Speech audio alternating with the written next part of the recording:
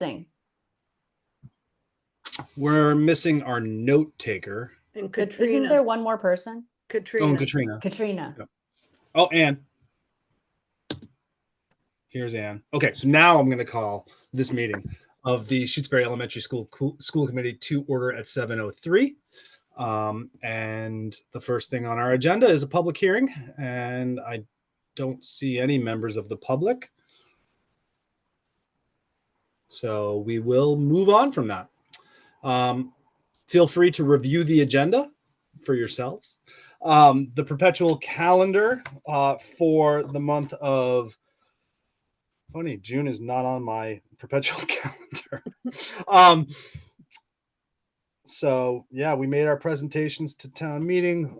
It jumps right to July. I'll have to take a look at the original copy and see if I'm missing something. But in July, there's the official copy of the new fiscal year budget. I guess the principal in school can be working on presenting the draft and gathering input for the family handbook, and where you've just done the superintendent evaluation, and Shannon will be setting new goals for next year. August, July and August, we don't meet. So that's just something that if you're new, you might want to know, because I don't know that I knew that initially. So when we come back in September, we'll begin by reviewing our capital planning needs, and we'll be preparing for an all boards meeting possibly. There's the Shutesbury Elementary School open house that happens in September. Go over Shannon's goals in the, where Shannon will come up with her goals, and we'll look over those in the joint supervisory meeting. School council elections and school goals for Amherst Regional are all the things that are on the perpetual calendar for September when we return.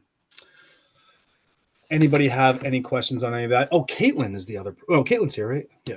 Yes. Sorry, I'm not in gallery view. Okay. So that is the perpetual calendar. Moving us on to warrants. Okay, so I have a few warrants for you. Let me get to them. I wonder if Trevor maybe didn't know that he took the notes that we shifted it, but. No, it's in my director's report. I've got two accounts payable warrants, 3024 from June 10th for $35,509.57, and 3025 from June 24th for $23,122.41, and then two payroll 324 26th for $92,541.02, and then 325 for June 9th for $93,278.96. Okay. Thank you, Caitlin. So we have no gifts, no grants. Approval of minutes from May 15th, 2025. I move to approve the minutes from May 15th, 2025. Second that. All right. Sorry. Moved by Leah, seconded by Nate. All in favor? Raise your hand, say your name. Mayu, aye. Jack, aye. Blanco, bye. Heard, abstain. I don't know if Katrina. Or absent. I don't know which is the more appropriate. Okay. Works either way. All right. So that passes. Unfinished business and updates. Nate, capital projects building process update. Okay. A few things. I met with Principal Anne, and I met with Haley Bolton the other day, and we talked about a bunch of stuff, but I focused on the driveway, and we talked about the boiler. We're going to move forward with the driveway. We're going to get get the balls rolling on getting a bid, and 3 bids and a consultant on driveway overhaul, so we can get that into the 2026 budget for next year. I talked to George Arvanidis on the finance committee and the planning committee, and he's asked that all departments submit like a 5-year trajectory of what expenses are coming down the pike, so we can get a good idea of that. So I might meet with them over the summer a little bit to try to get that under wraps. I asked Anne to pass along any information she has for me, and then we can try to organize that stuff. And you might be able to talk a little bit to the boiler situation. It was a really great conversation. I thought long short of it is that we're gonna try to get an estimate from PVE out of Belchertown, Jamrog, and brought a stack of invoices from January, and it was pretty disconcerting. There was an issue with the oil tank. It's an exterior oil tank. There's a leak somehow and water's getting into the oil, and that's jamming up the system. Jamrog is having to come back and clean filters and do a bunch of work. So we're trying to, we talked about what we can do about that. One of the issues that I brought up was that kind of combines with the driveway project, because the oil tank is right there, is in that island in the middle of the parking lot that the buses drive over. And I don't know, I mean, maybe possibly, that's a source of the leak. Some heavy trucks going daily over that area, driving over it. Who knows? We'll look into it. So yeah, it was pretty great. We're going to move forward on a bunch of stuff. Haley Bolton seems really proactive, and she's our new town administrator, and she seems to be on it with us and on the same page. I don't know if you want to add anything, Anne, about the conversation, but yeah. Excellent recap. I've already reached out to that other company, and I think it's going to be interesting to see and get some other ideas about ways that we can really streamline that process, because the boiler can actually be in good shape. We gotta stop water getting into the oil. I mean, obviously, and to make sure that it stops jamming up all the works, because that's really what's been happening. And so interesting move to put the boiler outside. I haven't seen that one before, but maybe I'm all about putting a pavilion above it. Susie, that was for you. Right. Is the whole boiler outside, or is it? No, it's just the tank. Oil It's the tank. tank. It's just the tank. We have 3 boilers. I'd love to introduce you to at any point in time. If anybody I would love to see them. I really would. It's pretty cool. Especially now that I've looked over their invoices.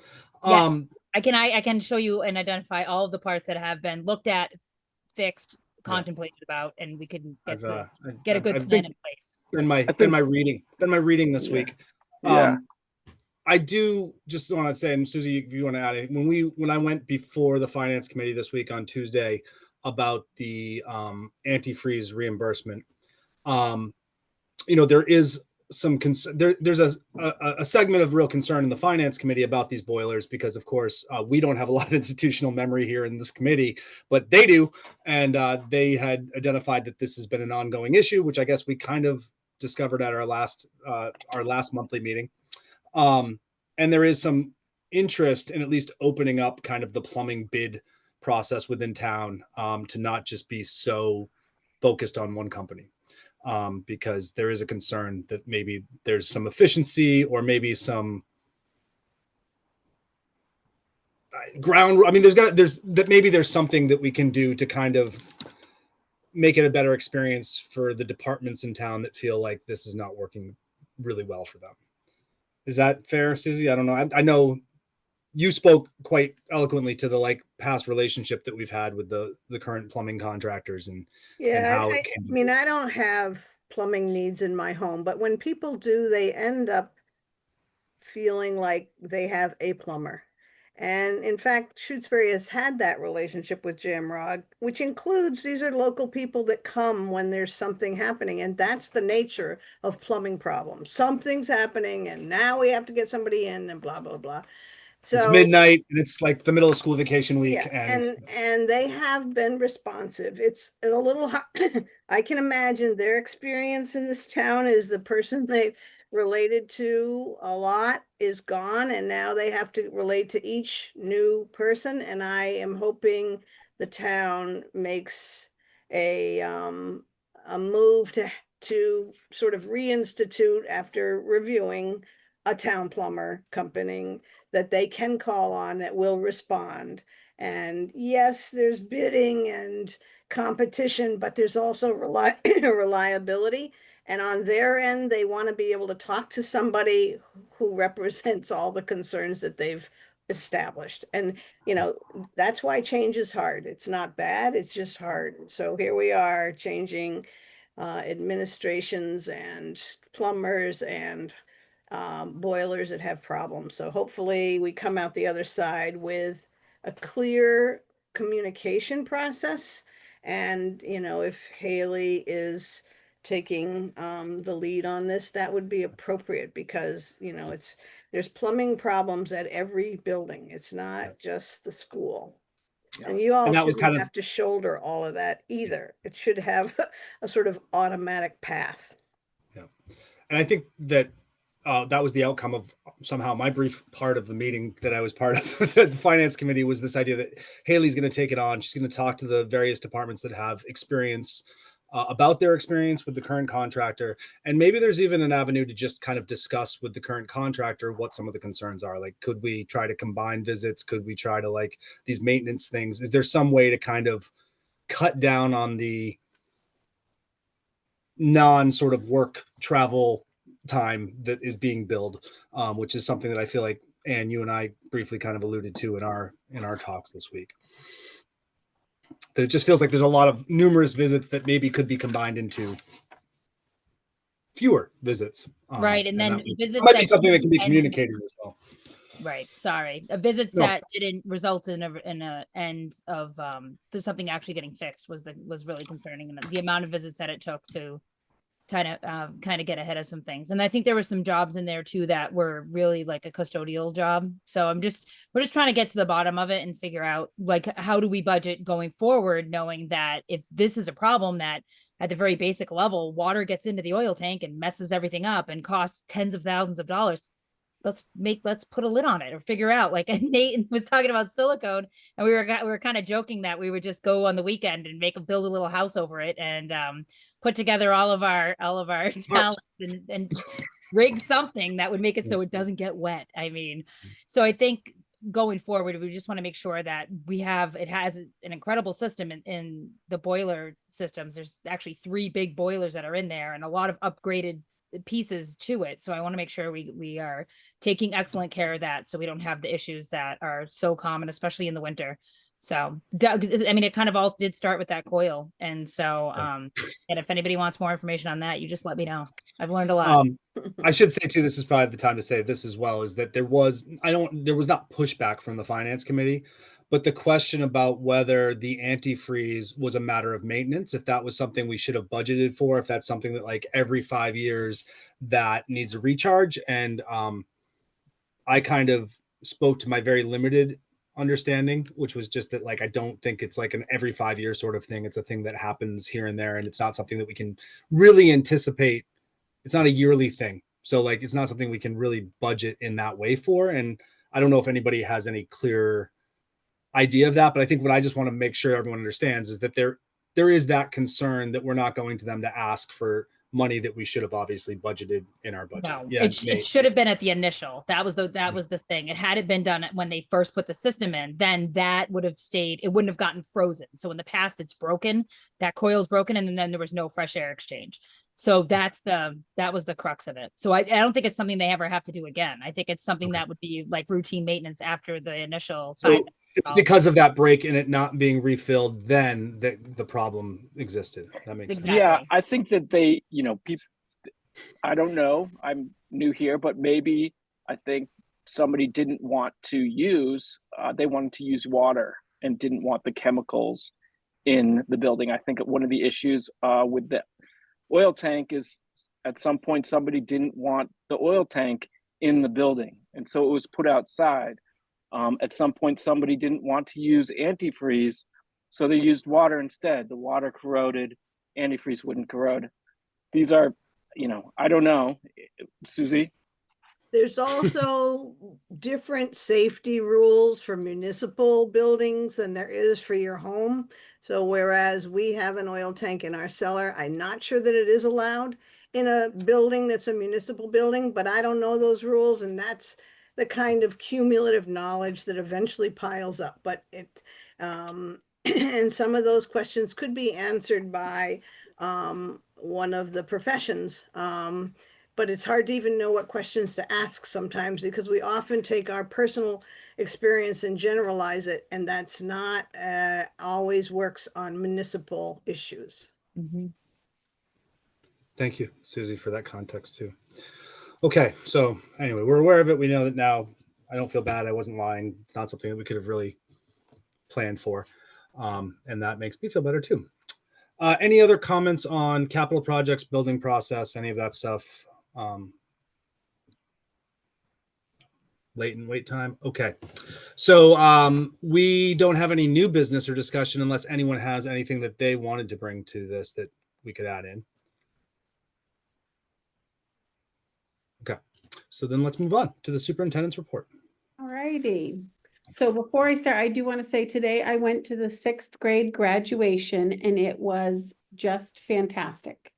The staff, all individual staff spoke, and I'm sure Ann will speak about it, but gave personal recollections of the experiences they've had with the 6th graders and their time there. And I don't even know, I'm new to this, and it was very impactful. So kudos to Ann and to the staff for all of the students were there and got to see, the graduation, and they were cheering on the 6th graders, and it was a great day. And I'm sure the ice cream social was great too. So shout out to that. So now to the boring report. Shutesbury Elementary is a town approved budget, with Shutesbury approving the requests on May 31st. On behalf of Union 28 and the students and staff of SES, I would like to thank the residents of Shutesbury for their continued support. The SES budget process was not without its challenges, facility-related issues, the financial implications of the newly negotiated collective bargaining agreement, and a reduction in certain grant funds have all contributed to a pretty complex budgetary landscape. Additionally, a staffing reallocation impacted some SES personnel. As part of aligning resources with both fiscal responsibility and student needs as our focus, a recommendation was made to reduce the academic coaching position from a 0.8 full-time equivalent to a 0.2 that has been grant funded. And so we're absorbing that in the general budget. The change resulted in a bumping situation. All affected staff members have been notified in accordance with the requirements outlined in the collective bargaining agreement. And we will continue to closely monitor staffing to ensure that we are meeting the needs of SRS effectively and with fiduciary responsibility. The communities represented in Union 28 all have concluded their budget approval process, with all districts approving their budget. And so now we can move into the next fiscal year with some clarity, although we are still waiting for federal and state allocations to be shared.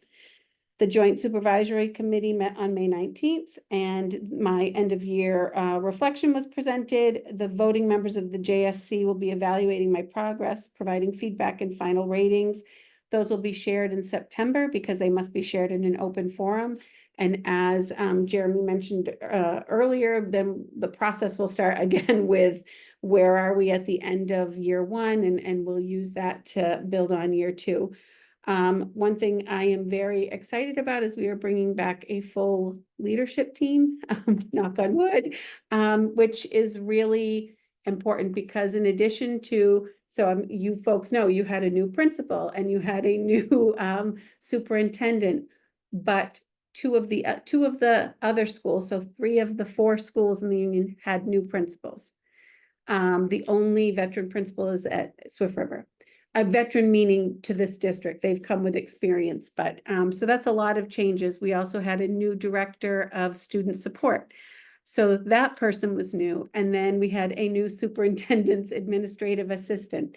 So all of those moving parts is I'm very relieved that we are starting from a place of we're all acclimated, we know the expectations, and we're moving forward. And a big shout to Caitlin, because she has been the most senior person, and I've called on her more, sometimes just to say, so how do you do this? You know, like, how do you do school here? Like, so how does this get done really here? And so things far beyond the financial piece, she has given me insight to. I am very appreciative of that. Some legislative updates. There was a hearing held on June 3rd that I joined remotely and I submitted written testimony to.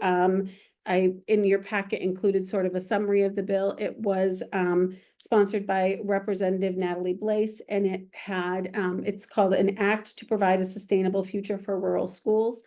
There was a big hearing. This was one of many topics to be discussed before the final budget comes out. There was quite a bit of support for that. Locally, Senator Comerford was very involved with that. She has been a big advocate for rural education. And rural education is expensive, and it's about how do we make this sustainable as there's more uncertainty at the federal level, and how do we, you know, get state support that sort of levels that playing field, because some expenses, you have fewer students, but the expense doesn't change. For example, we just talked about like a director of student support services. You have to have that position, and how do you, you know, create that position? How do we make sure that our students have equitable access to all the things that we want them to have and still have a rural education? So they're advocating for a look at the funding formula, and they're also advocating for a change in how the rural allocations are distributed. So we haven't heard nothing, but I did lend my testimony and attended remotely, and we'll keep you updated as we have anything. As I conclude my first year in the superintendency, I'm proud of the progress we've made in fostering forward momentum at Shutesbury and across the Union 28 schools. We've established greater consistency within our leadership team, have begun implementing data-driven systems and structures that will support long-range planning efforts. I want to extend my sincere gratitude to both the current and former members of the SES School Committee for their support, advocacy, and partnership throughout this inaugural year. Your dedication has been instrumental in laying a strong foundation for our future. I know I speak for Anne as well about that this committee is very supportive, and we've appreciated your advocacy, but also your candor. You've been willing to, you know, say what we don't know. And so I really appreciate that, and appreciate that you've really represented the needs of Shutesbury so well. And I'd like to thank Principal Ann for her leadership during what has been her first year at SES also.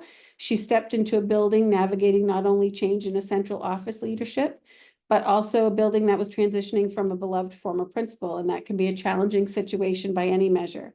Ann has approached her role with openness, reflection, and a welcome sense of humor, even during the most difficult moments. She has skillfully honored the school's existing culture while being willing to introduce new practices, and has consistently remained focused on what is best for students. I look forward to heading into year 2. That's it. Thank you so much, Shannon. Questions or any comments on Shannon's report? Thank you so much, Shannon. I think everyone could agree that we definitely needed some strong leadership, and we definitely have that with the team now. And I really appreciate it. It's been an incredible year for sure, but it's been one of the tightest groups that I've ever had the privilege of working with. So that's great. Thank you. Happy to be here for sure. Yeah, I'd just like to say that, you know, really for me, the moment that kind of sticks out, I was nervous as anything taking over as school committee chair in my second year with all the change that was going on. And I think also I would speak for Anna and Nate, negotiating a contract at the same time as not knowing what the next year was going to hold. And, you know, for me coming down to the town meeting when, you know, the town administrator who's new, right, and the assistant who's new were reaching out about which documents we needed to have printed, and Robin and Shannon and that was all already, I could just be like, no, we've got that, you guys focus on whatever else, we've got it taken care of. Just kind of speaks to the fact that like there wasn't a whole lot of muddiness. It really feels like, you know, considering we changed so much in 1 year, the fact that it feels so stable and so much the same, is really a testament to the way that you guys came in and kind of learned, really took the time to figure out what it was all about and continue and grow. And I think that's really a testament to the two of your leadership. So thank you. And thank you, Caitlin, also for supporting all of the new people around you. That definitely helps as well. Thank you so much, Jeremy. I do want to say though, and I'm sure Ann will say this also, the staff at SES are also great advocates for their students. And they've had a lot, at the beginning of the year, I did an opening day, and I don't know if anyone's familiar with the book, but Who Moved the Cheese, about like the cheese is moving and there's a lot of things changing, and we've sort of all joked about that. But the staff at each building have gone through a lot of change. And I think they have shown a willingness. It's a good balance, right? Like you want to hold on with two hands to this is how we do things. But they have been reflective and open, while still being able to advocate. And so I think that they are a big part of why it's been smooth. And I say that about SES and the other schools. The staff really have made that change as smooth as possible. And I'm sure it has not been easy for them either. Thank you for that as well. It's incredible. It's so true. A teacher told me today, she equated it to planting a garden. And she said, you can't do all the perennials and everything in 1 year, but you can start, and then you get it going and it looks good. And then the next year you're going to move some stuff around, but then you continue to build on it. So I thought that was a great way of looking at it. Just, we'll keep doing the best with the information that we have and always keeping it at the children at the center. Thank you. Any other comments or anything for Shen? Okay. All right. Caitlin, on to you, Director of Finance and Operations.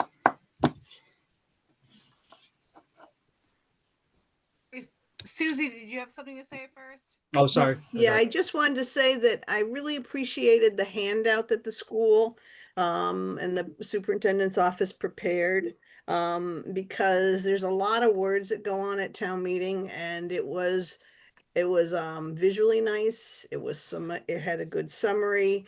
It hit the high points, and it wasn't too long to read, and it looked good. And I don't think we've ever had that before. We've tended to be way too far in the weeds with information, and that I felt was an improvement. Well, the graphics on the wall didn't hurt either, and the kids loved it. That's what I was going to say. I was going to say the two pie charts that I took. Yeah, that was amazing. Kids were like, "Wow, we're the biggest piece of the pie." I'm like, "That's right, kids. You are." That's right. Yeah, you're important. Brought that to the table for all of our town meetings, and it's like, I think I could do that. And so we put it together, and I think it was a great addition for Shutesbury and for the other ones. I will say, Caitlin, I had the idea, but Caitlin did the work. So it's real easy to say, this would be great. Now, can you make it happen? And Caitlin took the idea and did it for each, which was a lot of work. And she did it for each school, but we've gotten a lot of positive feedback. So that keeps giving.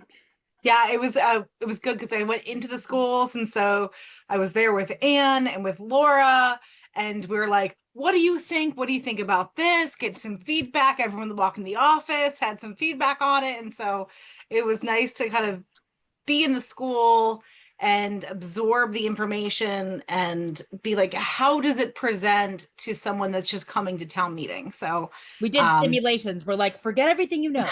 Here's your information. Is it easy to read? Do you understand it? Do you have any questions? Yeah, it was great. About this, I hate that part. Okay. It was really great to work on with everybody, not just for Shutesbury, but the other schools, and everyone had a hand in it. So I appreciate the feedback. So annual town meeting, my director's report, it's piggybacking off with what Shannon said. We're just really so happy of the residents of Shutesbury for supporting the school budget, and we know it was a larger ask than we had hoped for, but this one meets the salaries in our new contract. So we're so glad to move forward with the contract and with the budget for for FY26. And I'll tell you, this is the first year I've worked that I haven't had any contract negotiations. Well, I'm going into the first year. No contract negotiations for any of the schools. So every budget has every position outlined, and that's phenomenal right now going into FY27 budget stuff. And then the FY25 budget. So we know that we're very tight on the FY25 budget, wrapping it up. The operating budget has a line for food service where we transfer some money at the end of the year into the food service revolving to help sustain that budget. We are not a CEP school right now, so our what we get back from the state is not as robust as some other schools. And so I'm recommending that we transfer whatever is remaining from the operating budget to the food service revolving account. However, I have talked to the town accountant, and the food service revolving account has about $14,000 in it right now. It's not, it's in the positive. It's doing okay. We could transfer what is left of our budget to the food service revolving, but we could also, you could also vote not to, because whatever is left in our operating budget will go back to the town at the end of the year. So I'm kind of promoting a conversation about whether you want to take whatever is remaining, and right now it's projected at about 7,000 into the food service revolving, or whether to close out the end of the year, help the town that's going through a challenging time right now, and just leave whatever's left to go back to the town. Anna. So are there any other revolving funds that could receive overage or extra money? Not that we have lines for to transfer money directly.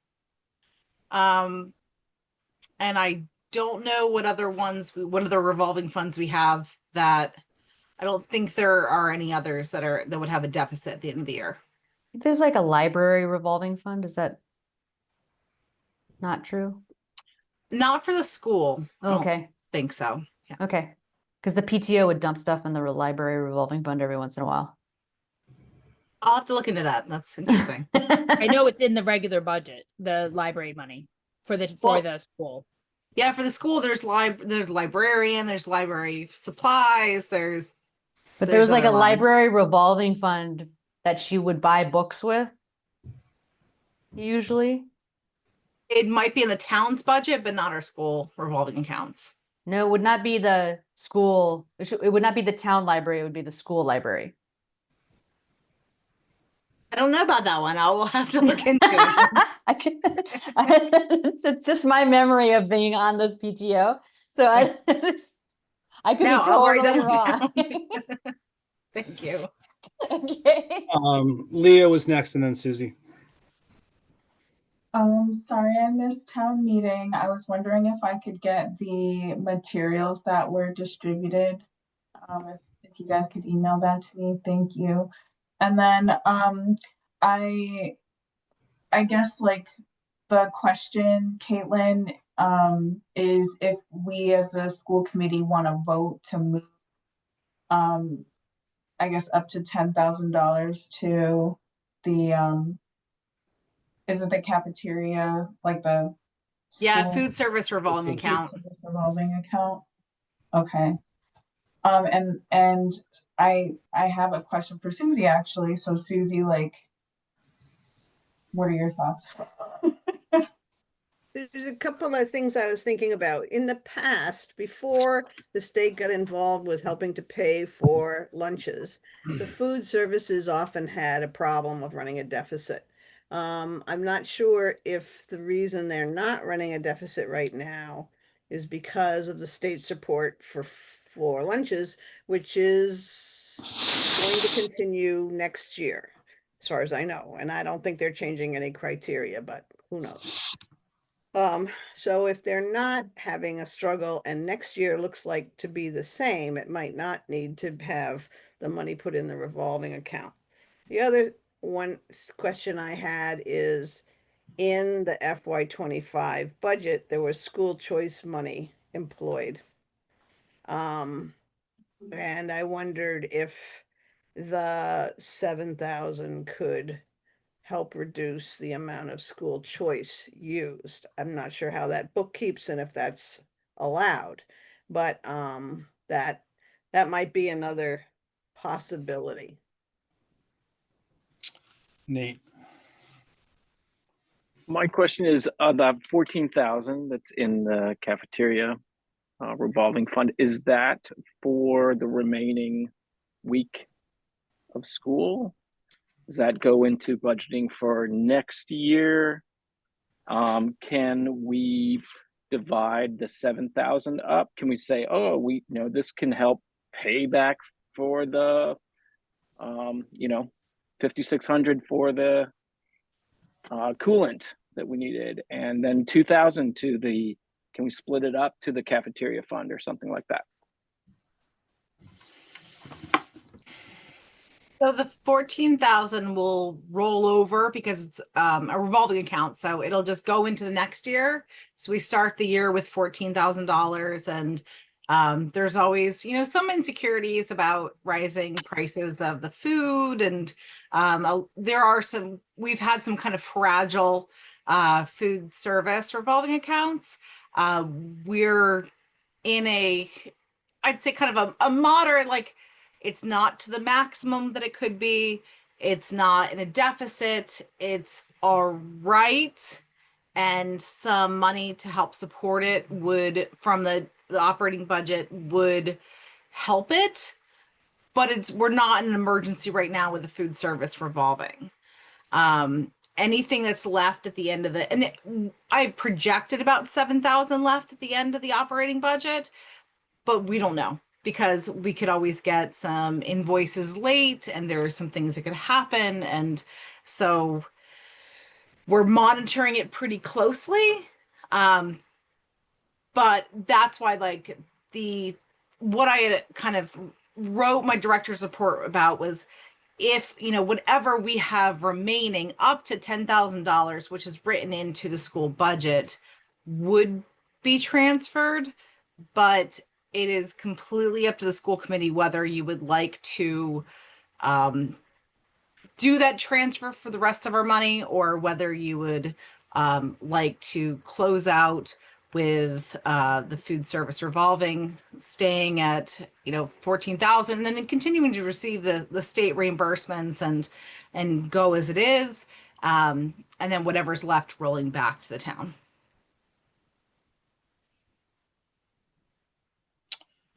Anna. So I think you said there's a possibility of about $7,000 to roll into. Okay. And so is it possible to use that money to transfer it to a different line item? And the thing that I was thinking about is, could we transfer it to some sort of maintenance line item where we could take care of some deferred maintenance instead? Because I think that at this point, that might be the best place for that money. But I don't know if, like, all of our deferred maintenance or our maintenance things that we haven't really been able to address are either capital, and how many of them are maintenance, and then the size of the potential uses for I would call them probably minor maintenance issues, because the bigger ones are probably under capital. So are you saying, like, using that $7,000 and transferring it to help pay for, like, the boiler maintenance that Jamrog's been doing recently, that sort of thing, because of those kind of invoices that were a little unexpected? Yeah, and if those line items are leaning towards going over, if we could just transfer the money to those line items. That all it requires really is a school committee vote to transfer the line item. So as a municipal district, It goes to go no, to town. not Oh, really.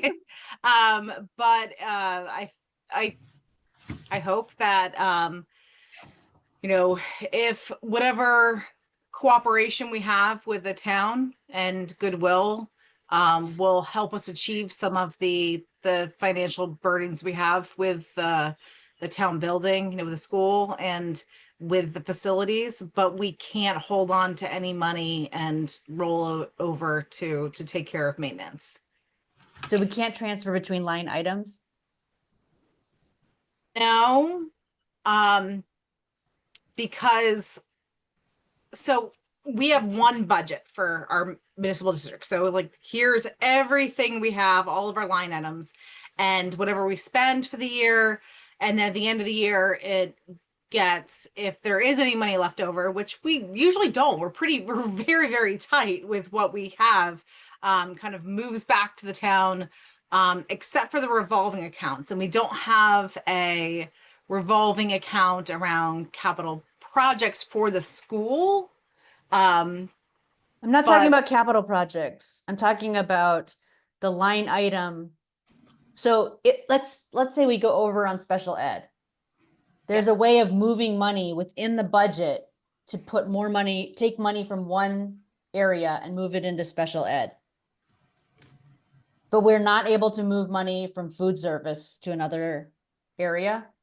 No, so we don't really move money within the budget. It's just kind of like, it's like one bank account.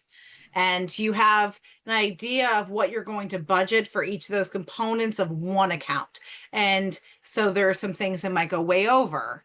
And then you have to, you know, look at what other places might we go under on in order to balance one account. Because from the town side, we're just one line as the elementary school budget. But so what I'm saying is if there are minor maintenance issues that would generally go under the operating budget, not under capital, under the operating budget, could we take care of those with that money? And are there items, Anne, perhaps, that you would target to do minor improvements or take care of some maintenance issue that's been lagging that you just haven't been able to address because of lack of funds, that we could use the food service money in a very acute manner? We would have to have, if we know right now that we have about $7,000 left, and we were going to use that money instead of food service to go towards one of the you know, expenses for the school, we would then have to encumber it, get invoiced for it, and do that very quickly in order to use that money within this fiscal year. So, and but we can't carry it over past. Is there anything that you would like that for, or should we just talk about the food service revolving fund? So Caitlin and I really went through kind of what, like, all of the things. And so we had actually stopped, asked people to not purchase anything from about May on, foreseeing that there was going to be some slim times ahead, just given the different impacts that were on the budget this year. So for me, I want to make sure that the town knows that we are doing our best to stay within our budget. We had some lines that went over that was unexpected.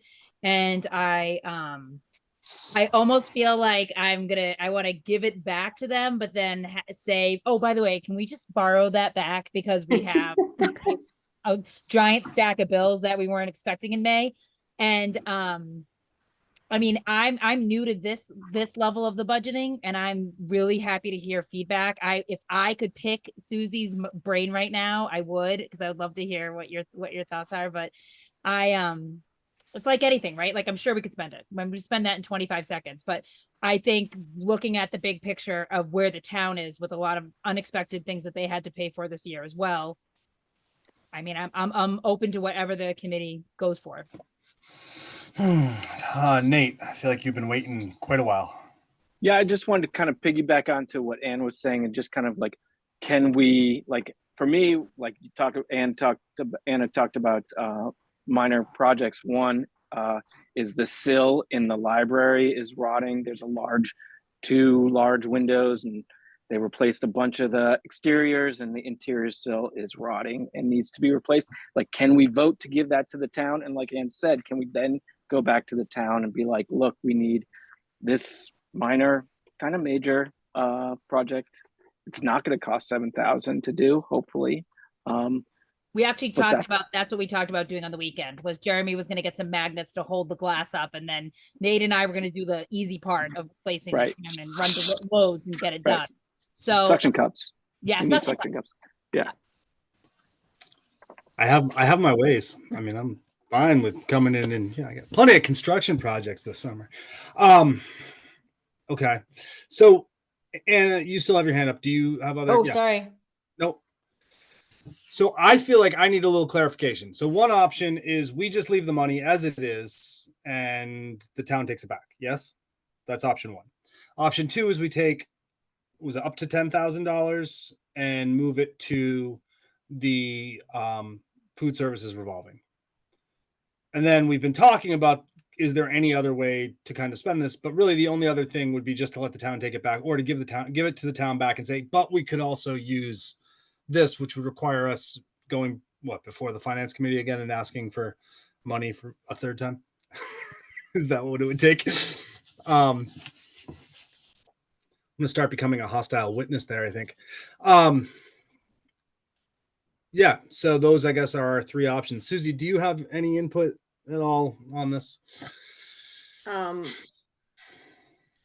process with the town is, I would say, relatively slow. We're heading to June 30.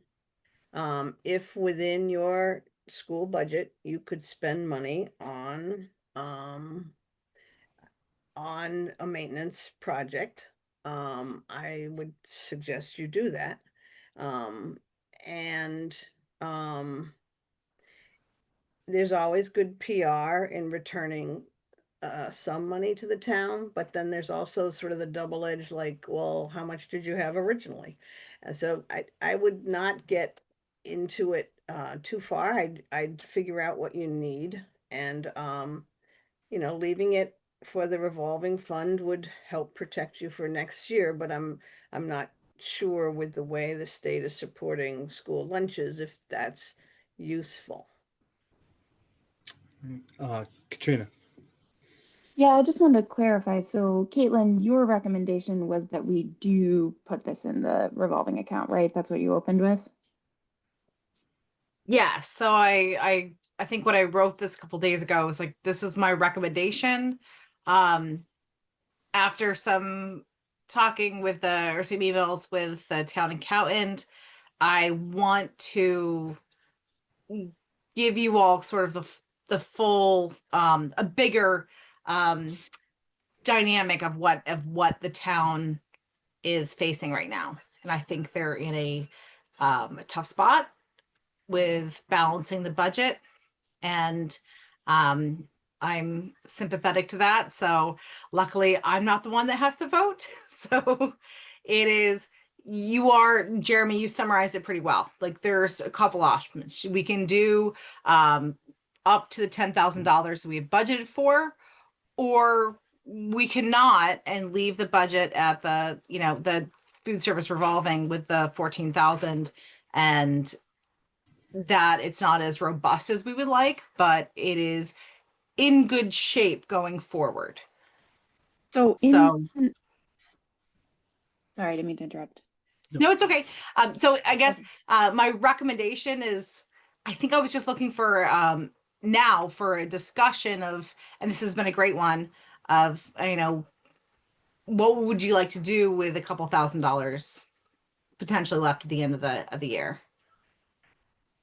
Well, before, I guess the question I'm trying to get at here is before making decisions about moving that from where it is and where we have it allocated for food services, does anyone have any institutional memory on, when there's situations, Susie, like you said, that we go into a deficit in food services, what do we end up doing there? And and how much of a deficit has happened in recent past or recent memory so that we might be able to kind of think, well, the state is funding to a certain extent at this point, but if we were to be cautious and not totally bank on that to continue at that level, potentially, would we be potentially causing a future headache by not saving this if our food services revolving is not as robust as we would like?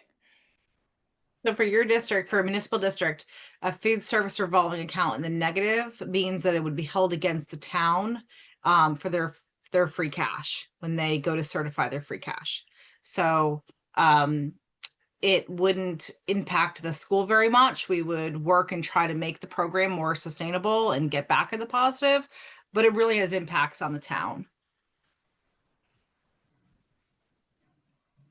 Okay. Thanks. Anybody else? Thoughts? Yes, Anna. I think we should see if there's some small things that the school can spend the money on before the end of the year. And if they can't, I would probably move it into the revolving fund. I think that I would actually like to encourage Katrina. Is it still Katrina, the chef?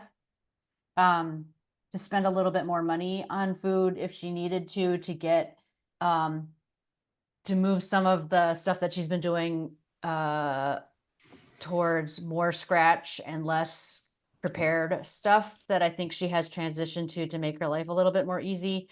But if there is a little bit of extra cash to move away from that a little bit, then I would like Katrina to be able to do that. And then just to have a little bit more cushion to make the account feel a little safer, I think is advisable just for another year, just to sort of see where we're at the end of next year on the food service budget, as well at, but I also, it's not a lot of money that we're in excess. So I think that between maintenance and rolling it into the revolving fund, I think we can spend most of it. Okay. Nate? And then I might like to see if we can get a movement going on something here if we're going to vote. Yeah, I think I agree. And I think that Susie made a good point of giving the money back to the town. It kind of looks like, well, why do you have excess money? And so I kind of agree with Anna on this one. And you just came to us and asked for more money twice. No, yeah. Okay. And did you have something, Shannon, that you wanted to add to that? No, I wanted to chime in. I agree with, I can see both sides of this. And I think Caitlin and I we were talking about this, and this really is not, this is something you're going to have to decide as the representatives of the town. But I did want to say, I don't really know how feasible it is in the middle of June to have a maintenance project done out of that. It has to be completed and invoiced before the end of June. And I don't know, I can't get repair people to come that quickly. And they're not going to pre-invoice us, because if the project goes over and they've provided an invoice, that we want that tight timeline is kind of going to be our problem, not theirs. And I think it's a great idea and something to look at, but I don't really know how feasible that is, given that it's already June 12th. So I'm going to ask one more. Sense. I'm going to ask one more question, I guess, and that would be, the Jamrog invoices. Yeah. The ones up until this point, are they covered now? I mean, I know you've been talking to them. What's that? Not all of them are paid so far. So, I mean, that is a place where some of that money, if we vote to move excess up to $10,000 into the food revolving fund, that some of those invoices could be paid out of that money before that happens. Is that correct? Okay. Yep. That's so does given that information, I mean, I'm advocating, I guess, for that role. Like, we're not going to start a new maintenance program, but like we have some invoices that we are haggling on that have already been completed in this fiscal year, that we are not 100% sure how, they're more than what they were more than what we were thinking. So I think my recommendation would be that we keep that money and then approve the transfer to food revolving of whatever's left. And to me, that seems to kind of cover all of these bases, given the relatively small amount of money we're talking about here. So does anybody want to make a motion towards that, or any other? Yes, Anna. I move the. I think you faded out there for a second. Oh, you muted myself again. I move to move any excess funds into the food service revolving fund at the end of the year. Second that. All right. So moved by Anna, seconded by Nate. All in favor? I'm going to go at the end from now on. I'm just going to say it. Go. All in favor? Heard I. Catalano, I. Won't go by. So, this vote is, we're going to wait and see where Jamrock bills come in. Like, we're going to wait and see like what the end of the fiscal year looks like. And we're going to pay bills. Anything that's, and then anything that's left over, we up move to 10,000. We move to, okay. Jack, I. My UI. So it is unanimous, and that is what we will do. Thank you, Caitlin. Is there more to your report? If not, that's it. Woo! All right. So there is an expense report. Is that something we have to vote on? Nope, it's just every month you get the here's what we spent recently and here's how we're doing for the budget. But oh, there was an enclosure. Sorry, I just saw sometimes that feel like that asterisk means you need to vote on that thing. All right, good. Thank you. So we're moving on to the principal's report. Anne. Great. Thank you so much. It is, I kept it brief because I know I tend to overtalk, and it's going to be midnight. So I want to second the thank you across the board. This has been an incredible year, and I just am very excited to be doing this work with Shutesbury Elementary School for sure. And it's been a lot of learning and moving cheese, and it's definitely, I feel like every day I get to know the students and staff more. It's just an incredible experience, and you have quite a gem of a school. I also want to personally thank Leah Jack for her appearance at the 6th grade portfolios. So if you're new to Shutesbury, every year the 6th graders do a capstone project where they discuss their experiences over the school. So even if they just joined us a couple of months ago, or they've been here since preschool, they go through some highlights, some things that they've learned, what they've learned about themselves as a learner. And there's sort of people from the community that join us to give their feedback about asking some questions about what they've learned and getting some more information. So it was an incredible day of learning, I think, for myself, and I'm going to speak for Leah as well, that we really got to know these kids in a special way, to hear and the bravery that they had to speak in front of all these adults and peers that they've chosen to hear their stories as well, and their families, was really an incredible moment. So that was great. That's why it looks like I have a short bulleted list, but you know me. So field day at Shutesbury is another world. It was an incredible day. It started with a huge pep rally by Mr. Kara. I dare you to not feel motivated by the end of one of Mr. Kara's pep rally speeches. It was really great. And there were things that I've never seen before at field day, including hula hoop contests. And I did partake in the faculty versus the 6th grade game of capture the flag, and I'm not injured, which I'm thrilled about, and I'm really competitive, so I had to have people keep a close eye on me to make sure nobody got hurt. So and we did win, the staff did win, so I mean, better luck next year to the rising 6th graders. The 1st grade has had pen pals with LES, and they came to visit, and the students actually held up like airport signs for their pals, and they got to meet them in real life, and they had an amazing time. The fifth graders had visits from scientist pen pals. So they've been communicating with the scientists, local scientists that were interested to help students learn more about them, and not just about the work that they do, but also about who they are as people. That was absolutely incredible. Bravo to grade 5 for that. It was a great amount of learning and fun. We did have our 6th grade graduation. That was today. It was incredible. The kids were great. It was really, again, supported by students. They got to share their experiences with our community. The entire faculty was there, and the students as well. Except for our littlest learners. I heard preschool was doing a little water work in the back. So we let them, off the hook for this, because it was quite a long time to be actively engaged. And, but as far as everybody else, it was really great to see, especially because the 6th graders have buddies. So the little ones that are buddies with them were just so proud of them. And that was such a great moment to see. So staff members also graduated the students. So they had a special memory for each student. And then that concluded with the ice cream social fundraiser that's helping us raise money for field trips.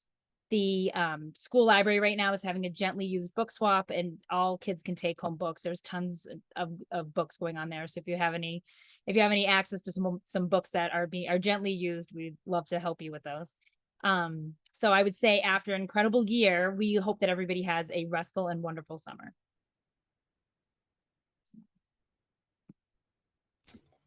Thank you, Anne. Any questions or comments for Anne? Yes, Leah. Thanks, Anne, for including the enrollment information. I think it's really interesting to see what that looks like over the school year. I was wondering, so like, what's the max we would have in any one grade level? That's an awesome question. So it really depends on who we already have. So we have, we always take a look at what students we have that are in that group. So some numbers look incredibly low, and you might think, oh my goodness, why aren't they taking more students into that class? So it might be because of a particular amount of need in one group over another group. So we're very mindful of what the class community looks like, and making sure that we don't overload one group, knowing all the intricacies of that group. But we're excited to say that we've already accepted some school choice students for next year for kindergarten. We had a small number. I think we started with 6, and we might be at 12 now, so we'll have to see who's confirmed. And we're kind of preparing, because we know that our 3-year-old group right now is very healthy. We have, I think, 25 students that are in that. So we want to make sure that we maintain the staff that we have, and we're able to keep welcoming students to our school. Nate, you had your hand up. But you're no longer.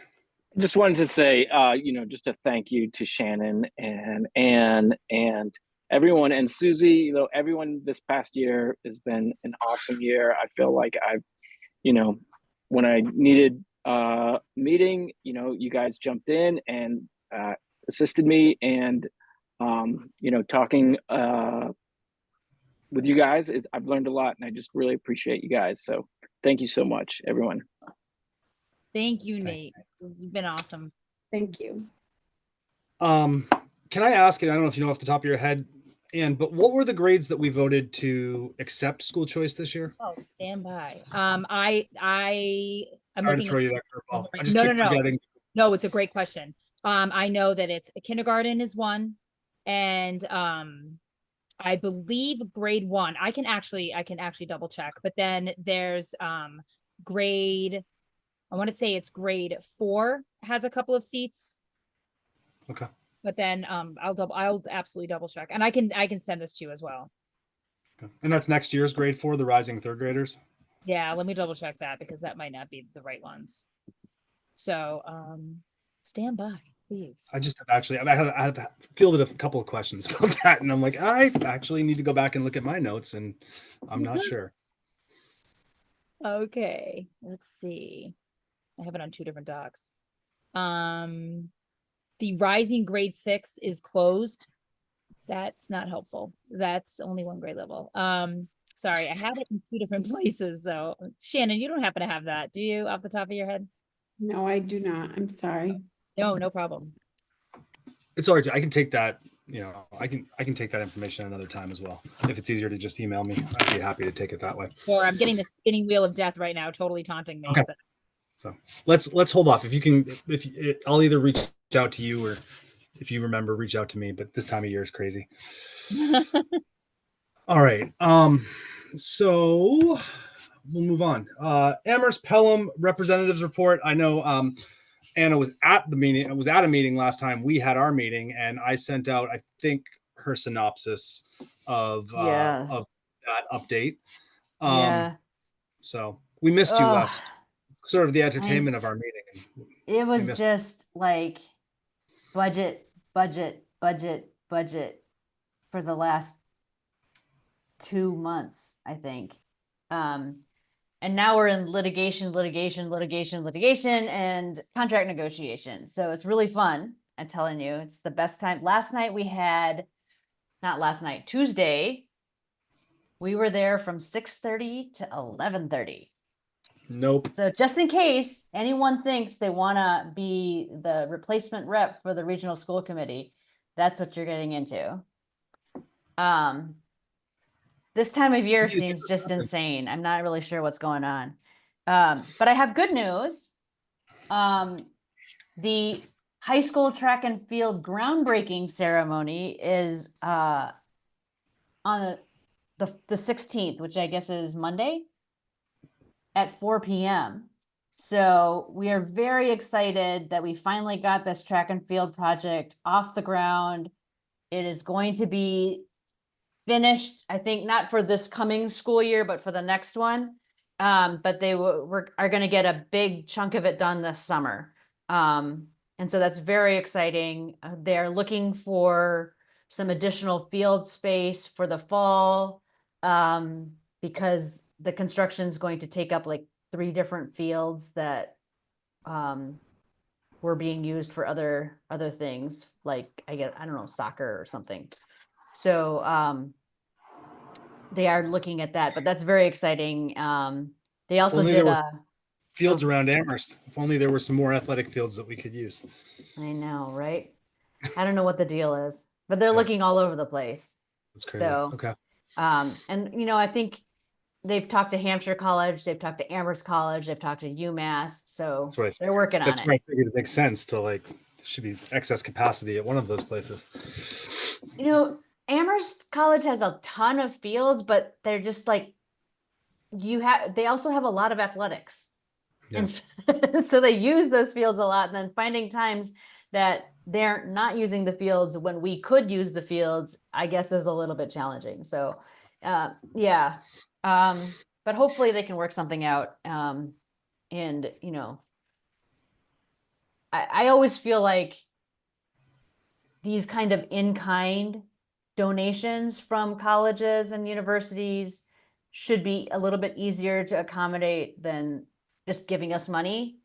But I guess it just depends on the in-kind request. So some are easier than others.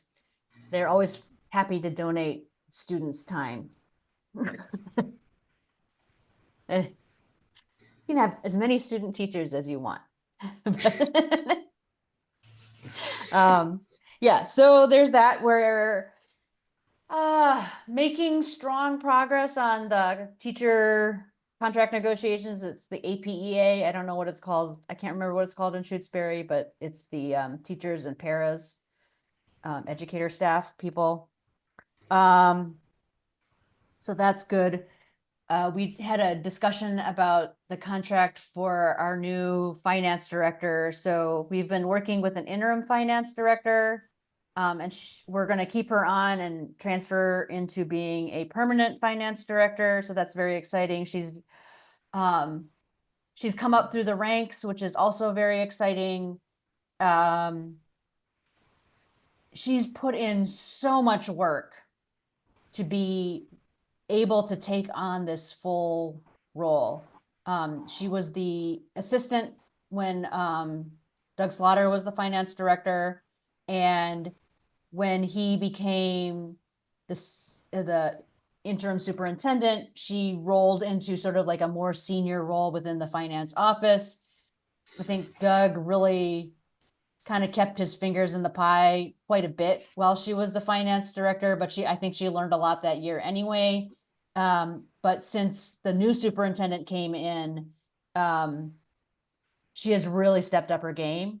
And I think she's been pushed a little bit by the superintendent to be able to do that. And so encouraged to get her director's license and all of these other things. So she's managed to do all of that this year, and has just done everything that the superintendent has asked for with regards to providing financial information for the school and cleaning up the financial records that are in the school district. So that's fantastic.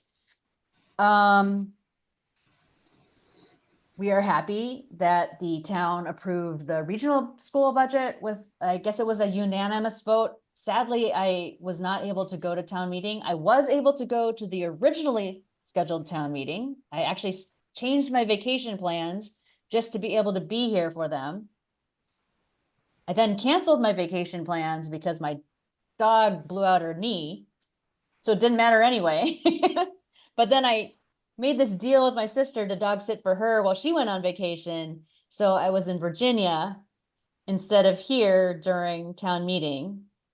But then Rachel blew out her back, so she didn't go on vacation. So it's been a whole lot of canceled vacations for the family. But I was able to play nursemaid instead of dog sitter. So I guess that was helpful anyway. I'm trying to think. I think that's like all of the really catching information. The rest of our time has really been related to getting the superintendent evaluation ready to go, and then talking about whether we need to make some new policies to ensure that there are procedures in place for things like ICE and conflict issues. So, oh, that's the other thing. There have been a lot of complaints about racism and bias, particularly among the staff right now. And so we're sort of trying to address that and figure out how to move things forward. And I really think it's a lot about communication. And so hopefully we can figure that out. Susie? Did they settle the middle school leadership now? I think it's official. Juan Rodriguez is going to be the new middle school principal.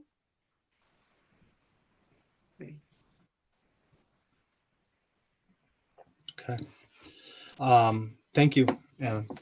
So the next piece would be our Amherst Pelham representatives. Oh, no, sorry. The Joint Supervisory Committee report. Next meeting's on September 15th. We had a pretty full meeting back on May 19th.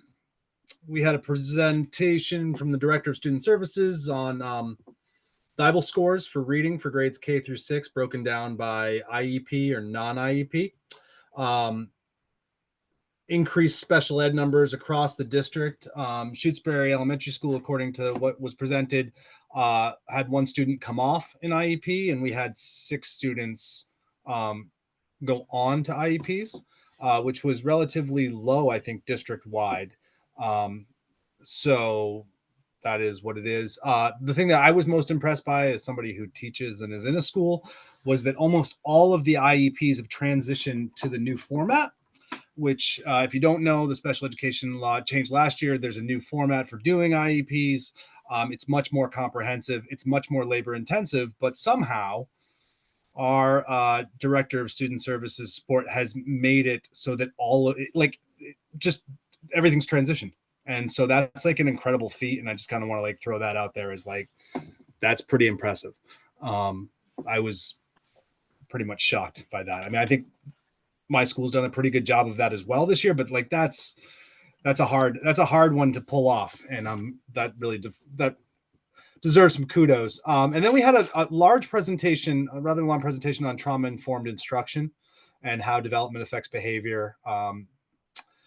sort of like the idea that behavior is a function of the stage of development, plus also arousal and the stage of arousal. So that it can, the idea was around interrupting and mitigating stress responses and being able to build resilience and connection and predictability and moderation and agency within students who have experienced trauma, and so that they can make more effective learning. There was, at the end, some pushback from one member about the validity of some of the data that the general idea is based on, which sent me into some rabbit holes before life took over and I couldn't continue doing that. So I don't really know. I don't know what to say about that. I tried to take I tried to do a little digging, but it is June and I couldn't figure it out. And all I know is most of it makes sense regardless of the data, just from a common sense sort of standpoint about how you deal with students who have experienced trauma and are coming to school and trying to learn. So what else was there? There was, sorry, I'm trying to look at my notes. There was something that, Shannon, you brought up something about what was it? This is my note for real. Only 2 districts without full-time. I don't even know what position you were talking about there. It should be full-time. Can't afford that yet. This is below parity, but what Shannon believes we can afford. What were we talking about there? I think we were talking about I brought the contract of the curriculum, the director of curriculum, who's in charge of all of our PD, and I brought it. It didn't really need a vote, but in the name of transparency, I wanted to share that her raise was going to look, if you just look at the percent, like it was a little bit larger than what other people have got. But she was significantly below all of her counterparts, and we're adding days to her contract. So I wanted to just people to have, I think it was like 8%. I wanted people to know what that 8% was, additional days, and trying to bring her closer to the competitive rate for Franklin County. Okay, thank you. This is a typical, having a chair with ADHD. Like, really, that's like my note. I have all the information, but not the position. So thank you for filling that in. No worries. You're doing great. And speaking of, I did find those numbers for you. So Okay. I don't know if now's a good time to tell you. Kindergarten has 5 seats available this year, and we've already accepted 3. So we actually have 2, but we did 5. And then 2nd grade has 3 seats, and 4th grade has 3 seats. Okay. And those are like 4th grade next year, right? Yes, Okay. those are the rising numbers. Yes. Okay. Yeah. All right. Thank you very much. Okay, so I don't know, Leah, did you have anything to add, or I don't even remember who's on the committee with me now anymore. I didn't know. Yeah, I'm on CES now. Right, you're on CES. Nate, So it was Nate was Trina on. and Nate. I was there. I think you did a great job in summarizing it. It was pretty fascinating that it was Sarah Rigney who did the presentation. I thought it was fascinating. And I also did some, look into Jonathan Haidt and who that guy was and all this. So I went down a little rabbit hole too.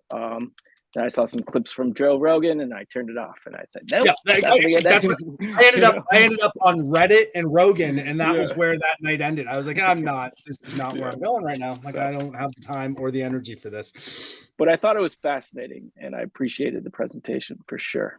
So thank you. And I will say, you did a great job summarizing, and I think a lot of the content of her presentation came from other bodies of work. And then in the end, she had a couple slides with that particular author that. Well, I think, she referenced that study, which is what somebody took issue with, but the overall sort of piece of it was not.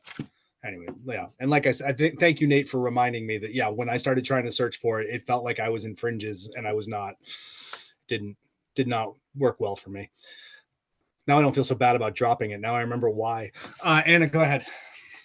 Sorry, you just reminded me that we did get a presentation from our SEAC representative talking about some work that they did, sort of looking at the data in the district, and there is just an enormous amount of disparity in the middle school and the high school on every single level, on grades, on MCAS, on absenteeism, on discipline. There's just, you know, the huge gap between the wealthy white kids and the low income and people of color and people with disabilities and the English language learners. It's just the gap is huge. And so that's definitely going to be a focus for next year and for the superintendent and trying to close some of those gaps. Thank you. It's disheartening, but thank you. All right. So CES report. Did they meet, Leah? Have you been to a? They No. haven't met, and I'm assuming Robin will let me know when we do. Okay. Yep. Yeah, so there was no meeting. I don't think Okay. they meet again until the fall. Okay. I could not remember. Yeah. So their next meeting is definitely not on our agenda. So I do not know. But yeah, I'm assuming you will be informed of that. All right. So that moves us into the policy review part of our night. We have up for second read, final vote for deletion. KHC, notice of distribution policy.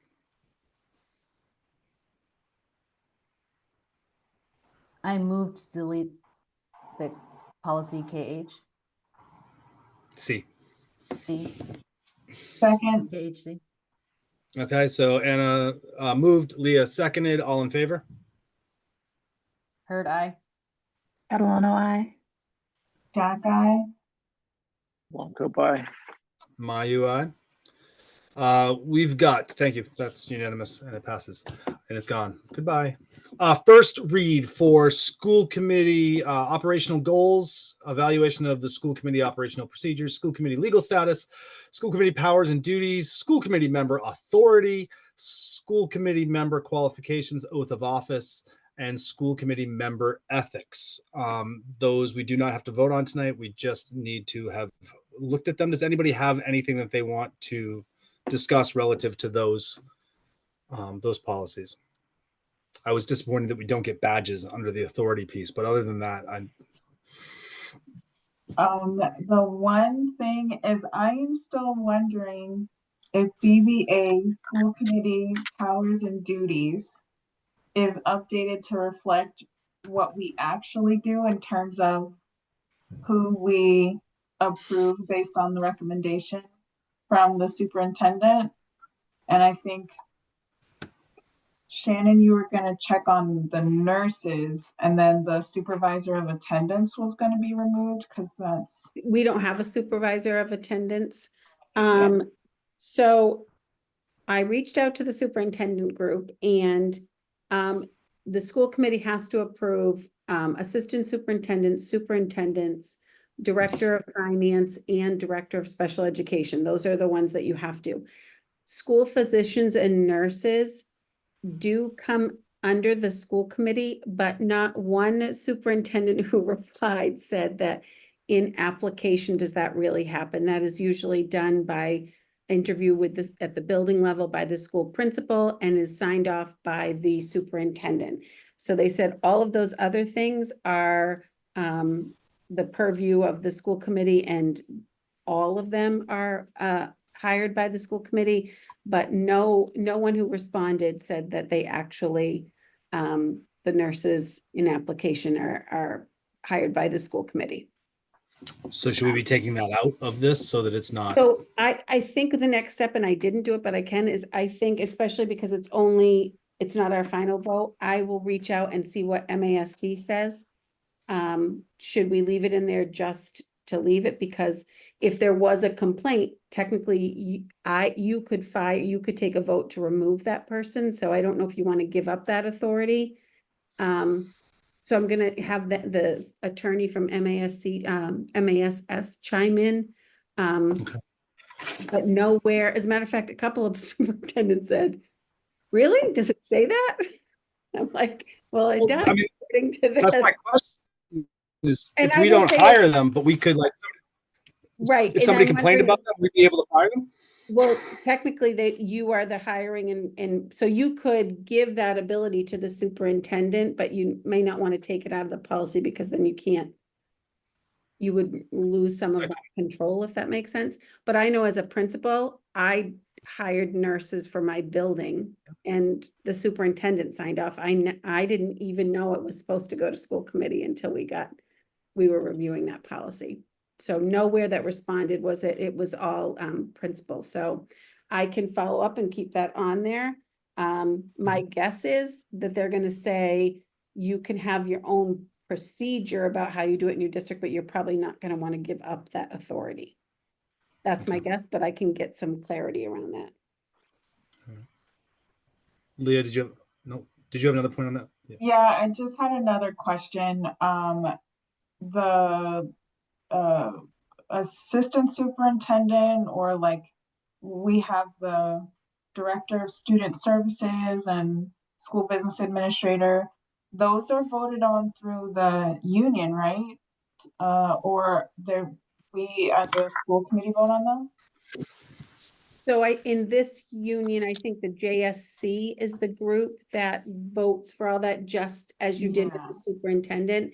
So Shutesbury doesn't vote individually. Right. So but your representatives on JSC vote.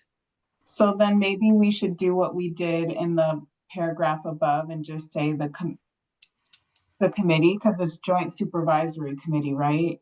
So maybe we just say that the committee, leave it vague so that it covers, or we could say joint supervisory. I don't know if we want to be that specific, but it does help, I guess, if people wanted to know who's voting on them, to say, the joint supervisory committee votes. But yeah, we could add that because that's the structure here. Yeah, I think that I hear what you're saying, Leah, that it makes sense to have this policy reflect the unique sort of makeup of our district, because we, as the Shutesbury Elementary School committee, don't really have purview. I mean, we have a representative on a committee that has purview, but we don't actually have that purview. Yep. That makes sense to me. Anna, you make that change. I think you're muted still, Anna. Does the Joint Supervisory Committee have its own policy subcommittee, or is it only the different towns that have policy subcommittees? And then the other one is, if we wanted to be more reflective of what we actually do in town, we could leave the Joint Supervisory Committee appointing the key members, and then for the less key members, we could say the Joint Supervisory Committee or their designee. Yeah, and I think that makes sense to me too. Like, if the top part here is the school committee, right, and that's the broad view of the functions, and that's what we have there, those 5, that is us, right? But then when it gets down into personnel matters, it probably should say shall be appointed by the vote of the Joint Supervisory Committee. And from there on, after on the personnel matters, it really should be the Joint Supervisory Committee and not the school committee. We should make that specific, because that's the way it works in our district. But then for the nurse and the director of attendance, I think, is that, so we don't have one. We don't have one. If we had one, would that come in the central office, or would that come at the school, at the building level?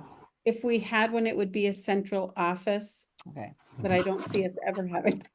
So the only one that's really school-based here would be the nurse. And so maybe that gets separated out. Maybe that actually gets separated out in that paragraph if we don't want to relinquish our possible ability to fire a nurse.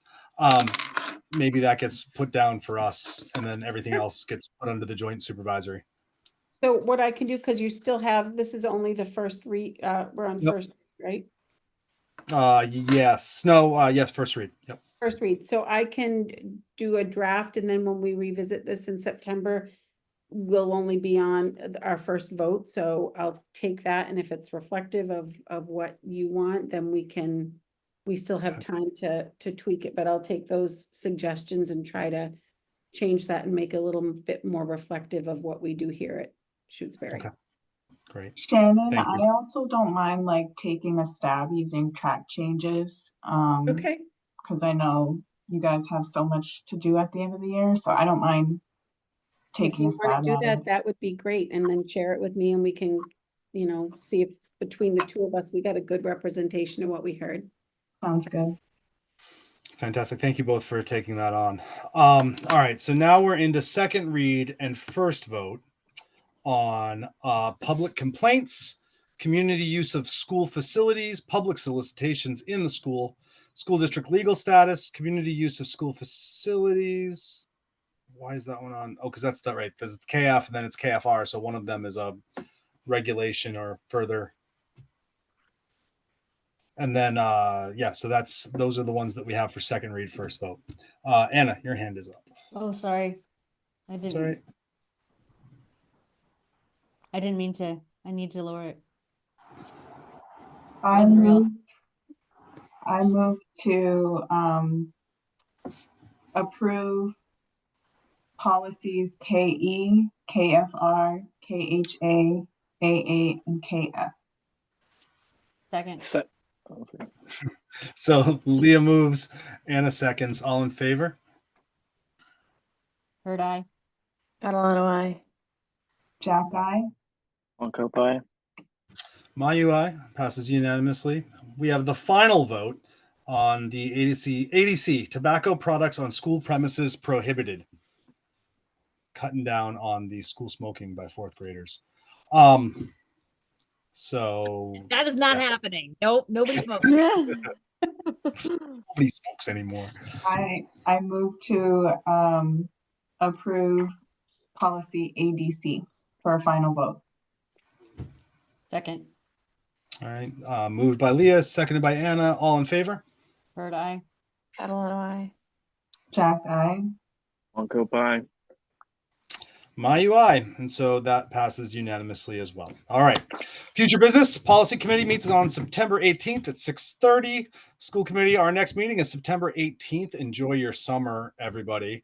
Cannot wait. Budget and personnel will be meeting on September 15th at 6:00 p.m. So I forget who's on that committee. That's me. That's you. Okay. Yep. So just be aware of that. Yep. I'll probably send out something in late August that kind of puts all the stuff back out again as well.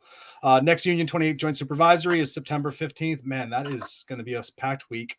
And then we also have here our proposed meeting schedule dates for 2005 and 2026. I don't know. I am going to be fully transparent. I did not look at these prior to our meeting, but it's the same old thing. And as we go through next year, if we run into some conflicts, we can always shift it as we did this year.